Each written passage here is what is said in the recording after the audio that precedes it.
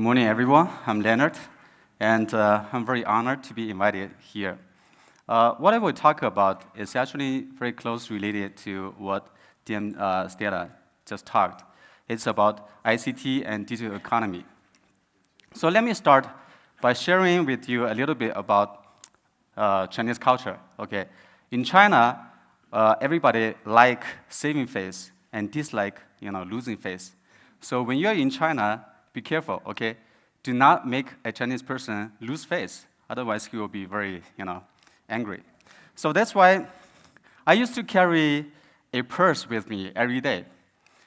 The purse is actually more expensive than the money inside, always. So don't ask me how much money I spend on it. It's expensive, right? So whenever I go out to have dinner with my friends, I put it on the table, and everybody see it and say, "Wow, that's a nice purse." That give me a lot of face, right? Make him happy. But not anymore, okay? In the past 1.5 years, I do not take that purse anymore. Reason? Because purse actually in China is out of fashion nowadays. So now, wherever we go, we take our mobile phone with us. So that's basically what I want to share with you is like a typical day in China, okay? This is like what happened to me every day. So I get up, and at 8 a.m. in the morning, I try to get a car. So the car will be wait, outside. So when I, get ready, in 10 minutes, I go outside, take the car, and I go to work. Then I clock in for work. Then at noon, usually we just, ride a shared bike to a nearby restaurant. And afterwards, we split a bill with our friends, and so on. Here it's very interesting, like at 8:30 p.m., I might go to a sweet potato stand by the street side to buy sweet potato, because that's what I like. So for everything we do here, okay, we don't need to, use any cash, okay, just by mobile phone. And it's very interesting because mobile phone actually changed the way we live, we work, and even changed our culture a little bit. When I talk about culture, here I want to talk about Dutch treatment, okay. Dutch treatment actually is not a Chinese thing in the history. Why? Because, okay, for example, when friends go out and, after the deal, and everybody say, "Okay, let me pay for it." Another person say, "Okay, let me pay for it." Then someone say, "Okay, let's split a bill," right? Splitting a bill, just giving money back and forth in public, losing face, right? Sometimes, people even get into a fight just trying to pay for bill, because somebody will say, "Come on, it's my place, okay? If you pay for the bill, it makes me lose face." So that's why we do not go Dutch usually, okay? But mobile phone changed everything. Now when we go out, to have dinner, we split a bill because we can do it without notice, right? It's very easy. So that's what I want to say. So actually, ICT changed the way we live, work, and even the culture without notice. So basically, this actually cannot be happen without ICT. And when we talk about ICT, what we are saying actually is this, this era. So if you look at the history of economy, we can say that human history, actually we experienced 3 stages: agriculture economy, industrial economy, and right now, digital economy. And one thing we can notice is that changes actually happen in a different pace. For example, in agriculture economy, age, changes might happen century by century. For example, here I use a plow as an example. This plow actually was invented in China. It's like 2,000 years ago in Tang Dynasty, okay? And I remember when I was a child, the same type of plow is still used in China, only that there's more iron and less wood, okay? Actually, not much changed in the past, thousands of years. And right now, let's think about, okay, industrial age, I would say that changes might happen decade by decade. But now changes happen year by year, even day by day. Why we say that? It's like, okay, 20 years ago, when IBM computer Deep Blue, correct me if I'm wrong, Deep Blue, defeated a chess champion, human chess champion. And people say, oh, this is nothing, because chess is kind of not that complicated. And it's very easy for a computer to learn the patterns, right? And they say Go actually is a very complex game, because Go was invented in China 2,500 years ago. And it's very complex. There's no set pattern. They say we don't believe that computer can ever beat Go champion, human Go champion. But it did, just last month, okay? AlphaGo defeated Ke Qi 3 times.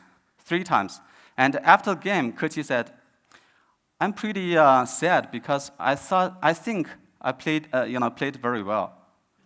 Yes, sad, yes. But what does that mean? That means even in digital industry, today, it's very different from yesterday. Because yesterday we talked about Internet of Things. What does that mean? That means things connected with Internet. But today, actually, things will be even more intelligent than human beings. How? Because when things are not only connected, but also we have the other technology, big data, cloud, and IoT, right? And data center. With all this, things will be more intelligent than human in some aspects.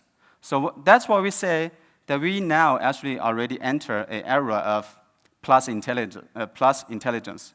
So things will be more and more intelligent, even beyond our imagination. So that's what we want to say, that ICT actually will be more and more important. But then we must say, we all know that, right? We know ICT is important. And also, ICT is everywhere. In South Africa, right, we have ICT. We have ICT everywhere. But how come we don't see changes day by day and year by year? You will see, okay? This is what I said. Because in China, 5-6 years ago, when people talk about ICT, we still believe that ICT is important, but changes might happen still, changes happen step by step, day by day. Not anymore. I want to use an example of e-commerce. It's still not updated because the changes last year and this year is even more dramatic. So from this, we can see that broadband actually correlates with e-commerce very closely. But e-commerce didn't actually grow that fast even before like 2010, 2012. Suddenly, the growth rate, like this, right? The growth rate is just amazing, especially after like 2015, when mobile broadband actually came into being. Why is that? Because people don't have to buy computers. In China, there are many cities, actually young people move from their hometown to work in these cities. They don't have to own a computer to get online. They just buy a smartphone. And mobile broadband is not that expensive in China. So that's why mobile broadband actually kind of stimulates the growth of e-commerce. So talking about e-commerce in China, there are 3 things I want to say. First of all, actually mobile broadband plays a very, very important role in it. And secondly, I want to say there are 3 conditions for e-commerce to take off. First of all, broadband that is fast enough to support the transactions. And secondly, it's e-payment. E-payment that is instant and safe. And thirdly, logistics system. When the 3 of them are all in place already, e-commerce might just happen in amazing speed. Okay, for example, this example in the right actually just happened 4 days ago. Here there are some data from Tmall. Tmall is an online platform owned by Alibaba.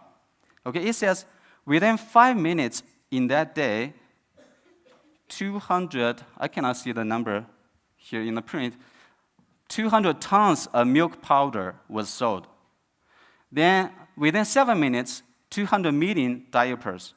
And within 26 minutes, 10 million lipsticks. I don't know like how many lipsticks does the average woman have right on.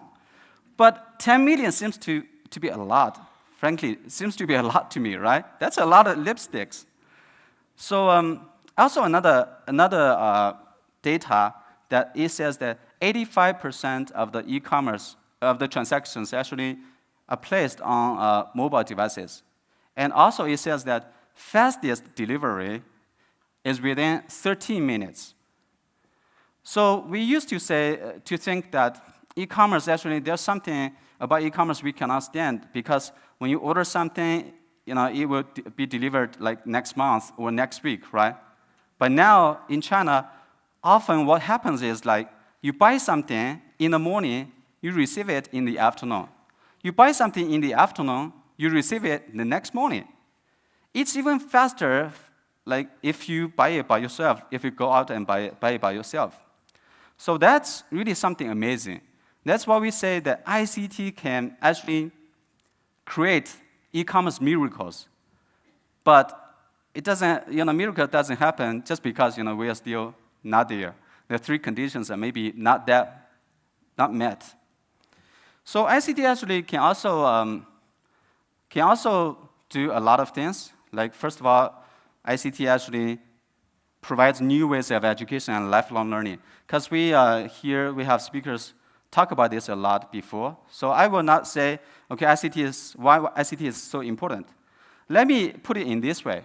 Like in my age, in China, we realized that the school education, the college education we took like years ago do not apply at all nowadays.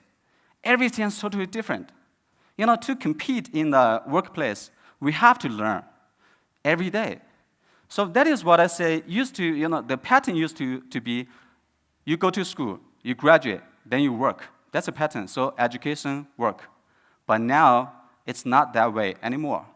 It's education, work, and it's like education, work, then working, learning, lifelong learning.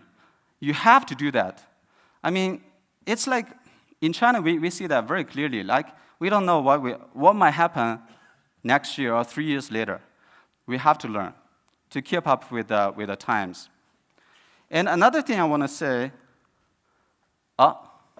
actually here I want to talk about safe city, but maybe because it's so, I don't know, because of security reason, right? The slide doesn't show here. Okay. So actually here, we wanted to show like a real case in Kenya that by applying ICT technologies in safe city, safe city solution, the crime rate dropped dramatically. And that's basically what we want to say. So then next, I want to show you something. It's like an amazing study because I'm the editor-in-chief. So that's why I want to say it's amazing. And I want to talk a little bit about this study and about how it applied to South Africa and the other countries. Okay. So here is what we find from this study. We call this Global Connectivity Index. Basically, we study 50 countries. These 50 countries represent 90% of the GDP, world GDP, and about 80% of the population. We study about their connectivity level, about the ICT level, and about digital economy level, okay, from 40 indicators. And this is a result. From this, we can see that in terms of GCI number or index, every country is increasing.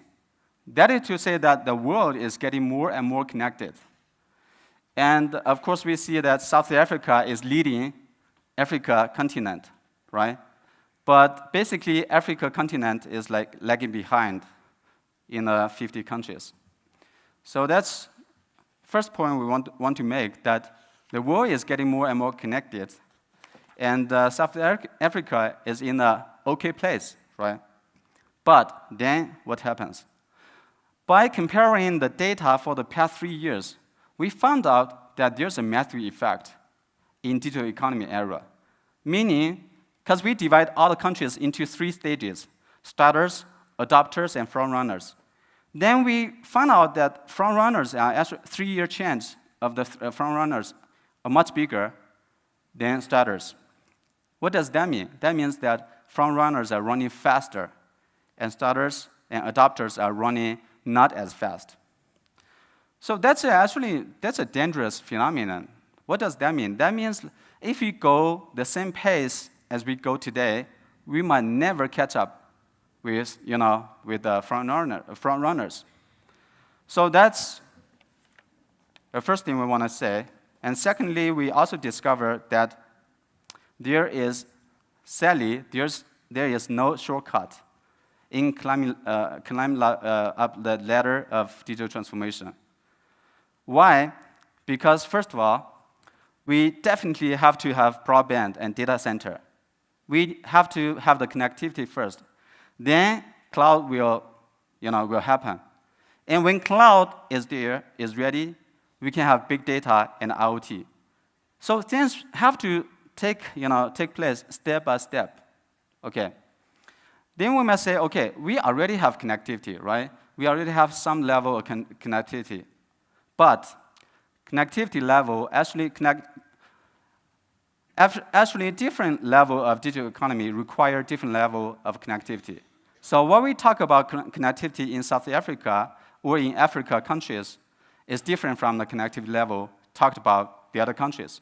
Okay, for instance, when we are still talking about mega broadband, the other countries are already talking about gigaband. Okay, here like in 2020, this is target for China, for Europe, for US. They are all targeting to have gigaband by 2020. I didn't put South Korea here because it's even more astonishing. Their target is 10 gigaband by 2020. So what does that mean? That means that, okay, in gigaband era, these countries are not only talking about connecting people, they are talking about connecting things, and also they are talking about digital transformation of the verticals. For example, in Germany, they talk about manufacturing 4.0. In China, they talk about Made in China 2020. Okay, the vertical transformation require a lot of connectivity, broadband, big data, IoT, and other technologies. And also, new business model will just arise and drive new growth. So that is why Mark Zuckerberg, he's a Facebook CEO. He used to say that connectivity is a human right. Yes, it's right. For countries like developing countries, connectivity is a human right because we are still talking about connecting people. But I would love to say that connectivity is not just human right. It means economic growth right. If we do not catch up here, we might lose the window opportunities for growth in the future. So next, I want to talk about a few indicators about South Africa compared to the average and compared to United Kingdom. So the yellow bar is our country, is us. Gray, average. Then blue, it's United Kingdom. We have 40 indicators, but I just put 8 indicators here because there are too many, right? Just to demonstrate where we are. So in supply side, demand side, and experience side, we found out that we are all behind the average. Especially like supply side, we are actually not doing very well in supply side, and in demand side, not as well, as good as well. And experience, like broadband affordability or mobile broadband affordability, we are below the average. But I didn't put 3 interesting findings here because we don't have enough space. Okay, one thing, in ICT laws and regulation, we are above average. Or, okay, maybe I'm wrong, but it's about about average or above average, okay, in ICT loss.